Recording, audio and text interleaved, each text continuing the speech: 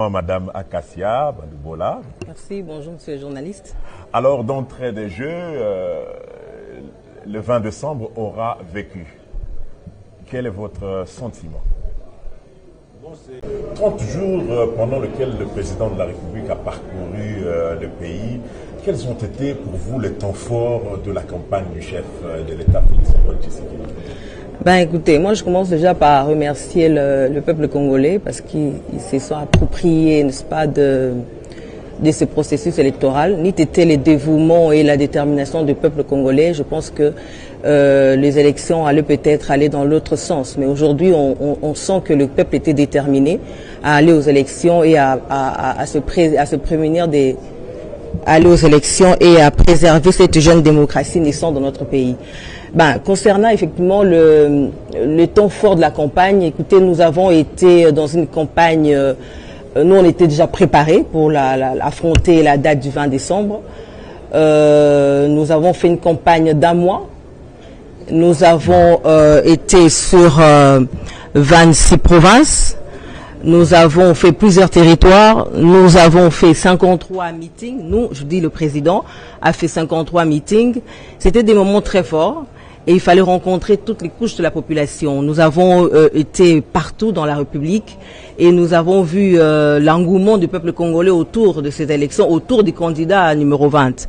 Et pendant ces temps forts, nous pouvons enregistrer le temps où nous avons vu des échanges, une forme de tribune populaire qui s'était tournée autour d'un meeting où le peuple discutait de manière patriotique, citoyenne avec le candidat.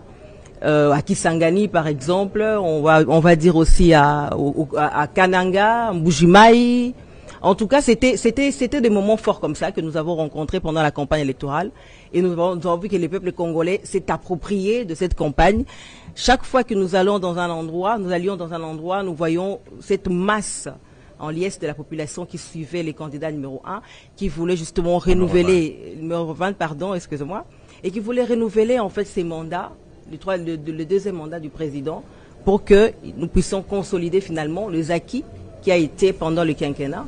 Et donc aujourd'hui, nous ne pouvons qu'être satisfaits, mais avec un mélange d'un esprit, plutôt d'un sentiment de responsabilité, parce que être élu n'est pas un privilège, mais plutôt une responsabilité face à la population qui a décidé de donner au candidat numéro 20, Félix Antoine Tshisekedi Tshilombo, un second mandat pour diriger ce pays.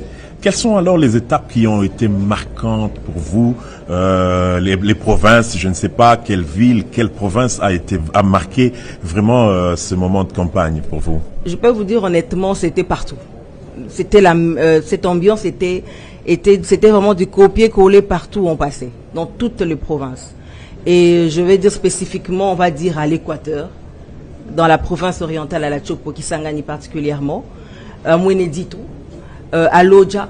En tout cas, comme je vous dis, c'était vraiment du copier-coller. C'était le même scénario qui se répétait.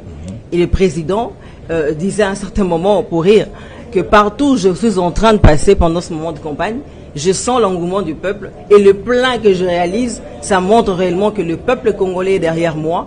Et ça, c'est une forme de responsabilité qu'il faut en tenir compte pour les seconds mandats.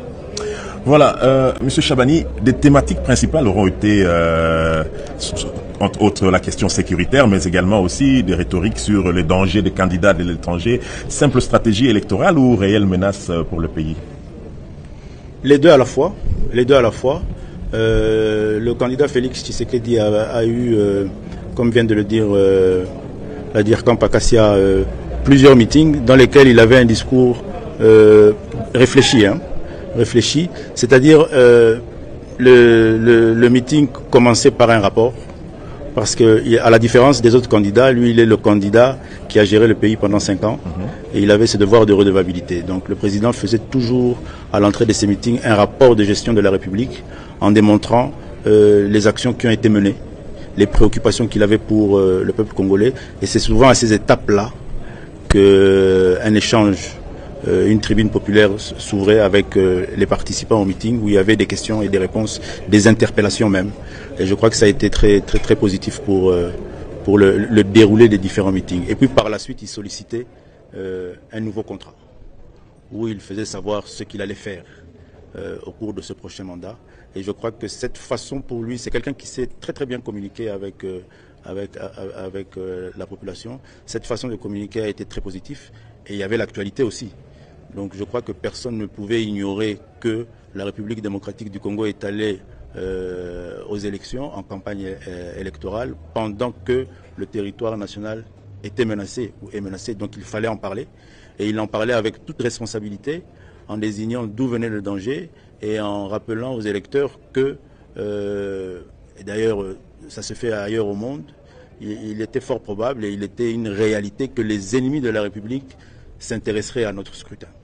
Et qu'il fallait faire attention car parmi les autres candidats, il y en avait qui étaient de mèche avec les ennemis de la République. Et le peuple congolais est un peuple politiquement très éveillé qui a su tenir compte de ce discours responsable.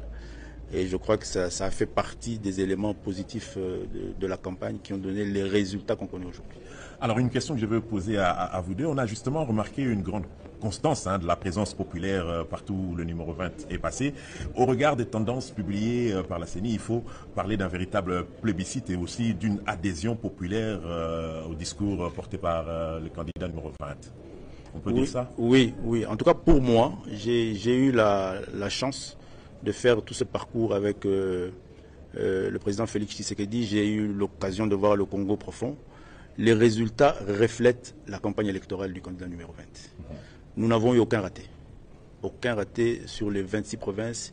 Il n'y a eu aucun 53 meetings. Il n'y a eu aucun meeting. Quand vous allez en campagne, vous allez avec l'éventualité d'aller dans une destination où vous n'êtes pas bien reçu. Et ça, nous l'avions intégré dans notre programme. Je peux stigmatiser par exemple l'étape l'étape de Kindu dans le Maniema. Dans les études préélectorales que nous avions faites, la province du Maniema a été identifiée parmi les provinces sur lesquelles nous devions fournir beaucoup d'efforts. Parce que notre candidat n'avait pas trop d'assises là-bas. Et nous avions décidé d'aller à Kindu à partir de Matadi. Parce que lorsque nous quittions le Congo central, qui était la première province que nous avons visitée, nous avions décidé de changer le programme de notre itinéraire. Il fallait qu'on choisisse une province. On a choisi Kindu qui n'était pas prévu. On devait aller à la Tchopo. Et on est rentré à Kinshasa, on a eu un jour de stop. Au cours d'une des réunions, nous-mêmes, la team, nous avions hésité. Est-ce qu'on est prêt à aller à Kindu? On avait beaucoup de doutes. Mais l'accueil que nous avons eu à l'arrivée à Kindu était extraordinaire. Extraordinaire. Et c'est valable pour toutes les autres étapes. Et c'est le reflet de l'expression populaire et de la vérité des urnes. Donc il n'y a pas trop de débat à faire sur cela. Madame, vous avez votre point de vue aussi? Oui, en effet, je partage le même point de vue que le DIRCOMP Jacquemin. Nous avons également, au-delà de ce qu'il a dit, nous avons fait de stratégie de ciblage également. Nous sommes focalisés sur 4 axes dans la stratégie de ciblage. Nous avons d'abord consolidé, c'est-à-dire motiver la base acquise à l'UDPS, disons au candidat Félix Tshisekedi, parce qu'il il a ses partisans à lui, qu'il fallait d'abord consolider.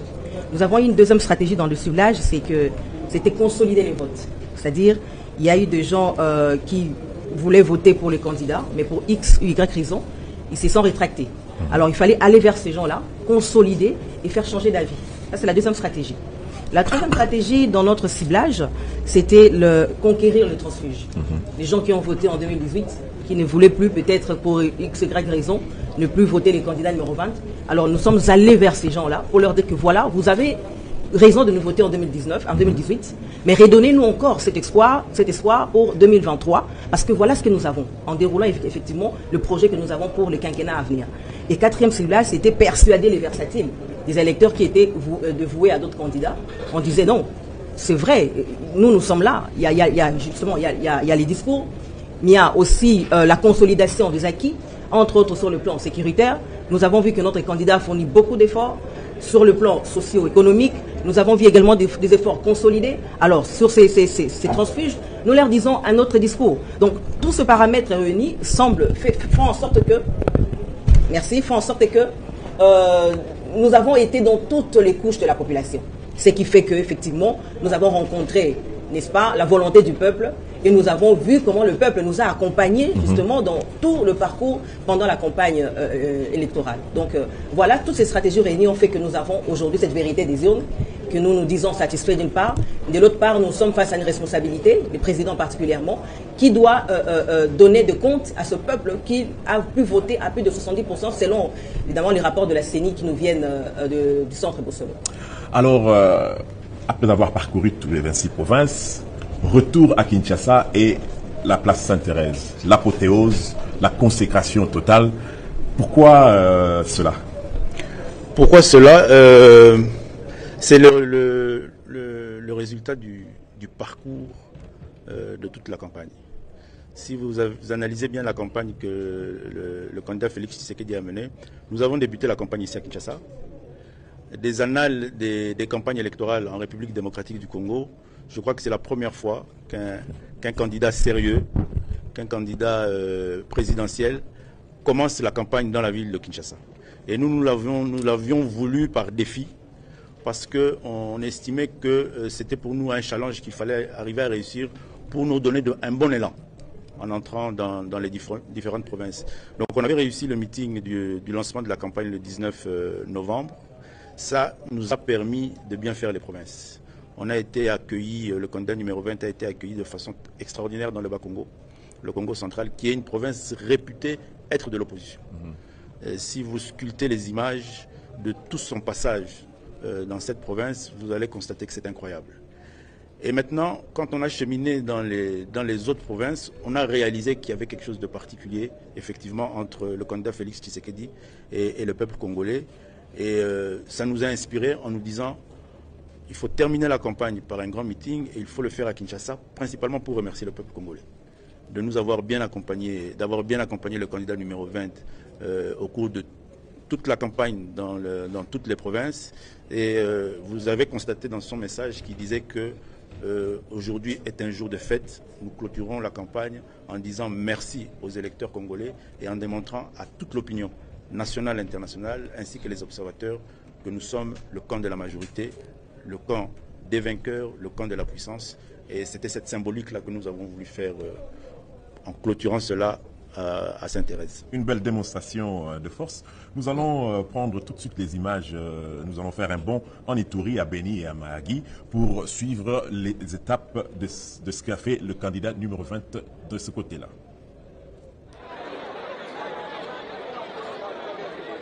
Papa, ngana za kosepela makasi ningo kitina mboka oyo. Kongo na biso ekobonga kana faki soki fashite tokozonga zero.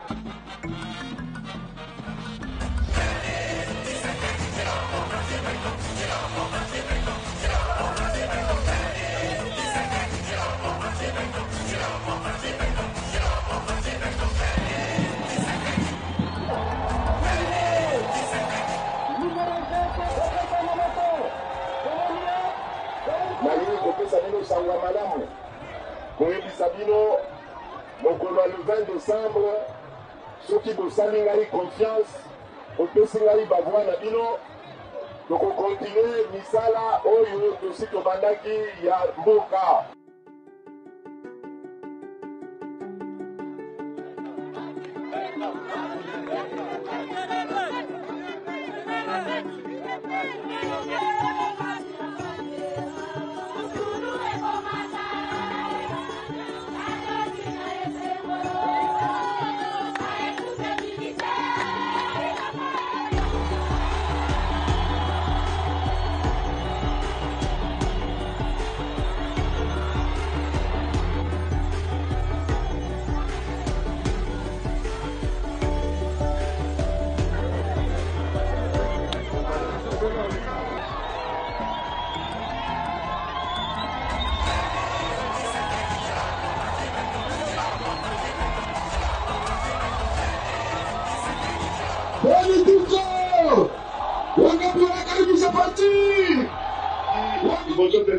Napesa nanu longonya na bana ya Beni. Longonya na bino bopesi bana mibali bana basi ebele na kati ya mouvement ya bapatriote wazalendo. Stratégie na bango ya sikoyo ezali bon kende kokosa ba congolais puisque makambo ya guerre tozo koka susu te armée congolaise bakomi makasi moyen tolonga bango na bitumba eza te. C'est ça mayele o bazali na yango. Oyo ya ko continuer ko maintenir Congo na ba Congolais na boumbu na bango.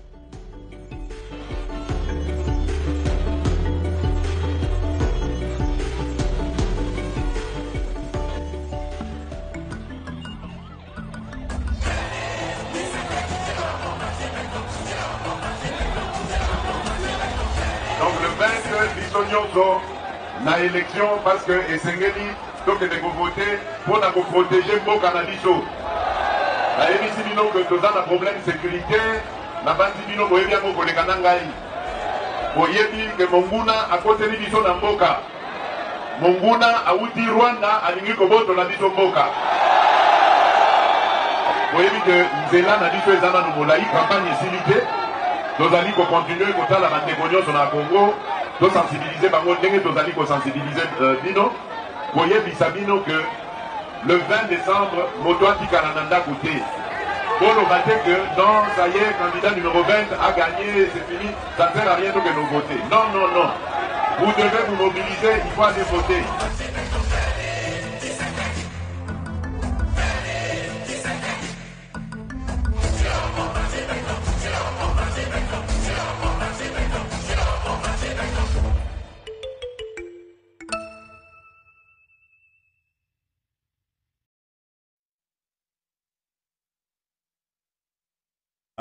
Ituri, Beni, Mahagi, c'est quand même symbolique hein, pour le candidat numéro 20. Absolument. Et lui-même, le candidat numéro 20, tenait absolument à y aller dans ce coin-là. Même quand le service de sécurité parfois donnait des avis contraires, lui persistait, il disait non, nous allons aller vers ces peuples, rencontrer ce peuple, discuter avec eux et avoir un peu le répondant de ce peuple-là, qu'est-ce qu'il pense de notre gestion et de nos perspectives d'avenir. Moi, quand je regarde la vidéo, ça me fait un peu rire parce qu'à un certain moment, dans le meeting là de Beni, de Butembo, c'est une anecdote, hein, en fait, le chauffeur a disparu, le garde qui était à côté de nous avait disparu, donc on a pris de moto pour rentrer à l'aéroport. C'était presque 8 km 9, on était en moto là, je me suis filmé, c'était des moments un peu comme ça, de dur labeur, mais aussi, on va dire, de découverte. Nous avons découvert plusieurs choses. Et ça, justement, c'est une consécration. Quand vous voyez de foules en liesse de cette manière-là, ça dénote une consécration d'un peuple face à son dirigeant. Donc, moi, je ne peux que me réjouir quand je vois de telles images. Et comme je le répète encore, je le redis, je le réitère, c'est une forme de responsabilité face à ces peuples-là qui est meurtri dans de groupes armés, dans de guerres interminables. Et nous avons le devoir de pouvoir répondre à leurs besoins le plus vite possible. Et pour entrer également sur le côté de s'intéresser Kinshasa, hein, vous savez, le Kinshasa vote toujours l'opposition. Que ce soit de la diaspora ou ici, et d'autres provinces connues comme Kwango, etc. Mais cette fois-ci, on a vu quand même qu'à Kinshasa, on a consacré le candidat numéro 20 parce qu'il s'agissait de nos terres, il s'agissait de l'intégrité du territoire, il s'agissait d'un candidat qui rassure le peuple. Et donc ça, c'est une forme de satisfaction que nous pouvons juste témoigner face à ce peuple-là et une redevabilité que nous avons, particulièrement le président numéro 20, les candidats numéro 20, face à ce peuple-là.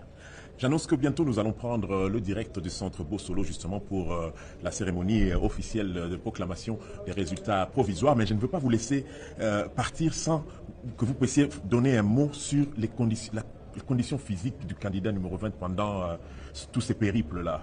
À un certain moment, on a même dit que voilà, il ne pouvait plus, qu'il était tombé malade. Mais on a vu un homme toujours là, présent. On nous a dit qu'il était rentré à Kinshasa parce qu'il était fatigué. Et le lendemain, on était surpris de le voir à Kaluka pour aller inaugurer le pont. Mais quelles conditions physiques qui a été le préparateur physique du candidat? Bon, nous sommes les organisateurs de la campagne. Mais ce que je peux dire à ce sujet-là, c'est qu'effectivement, ça a été très éprouvant physiquement de faire ces 30 jours de campagne, 27 jours d'activité à plein temps. Mais le président Félix Tshisekedi s'est très bien préparé à cela.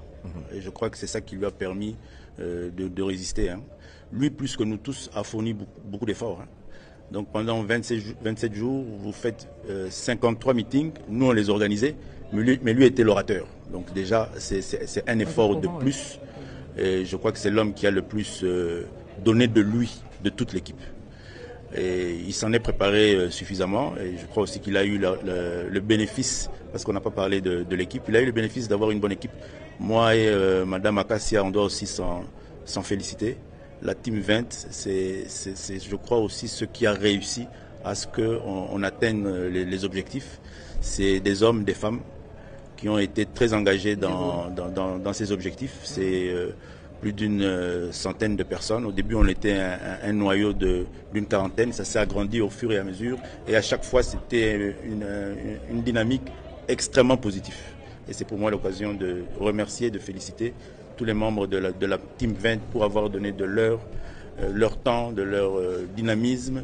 Et on a réussi très rapidement à former vraiment cette team-là et ça a permis aux candidats aussi d'en bénéficier, d'atteindre les objectifs. Voilà, c'est l'occasion pour moi de vous remercier aussi d'être passé sur ce plateau. Merci pour le travail abattu. Alors tout de suite, nous allons retourner du côté de la régie pour prendre les images de l'Ituri, du Kasaï, du Sankuru et de l'Omami.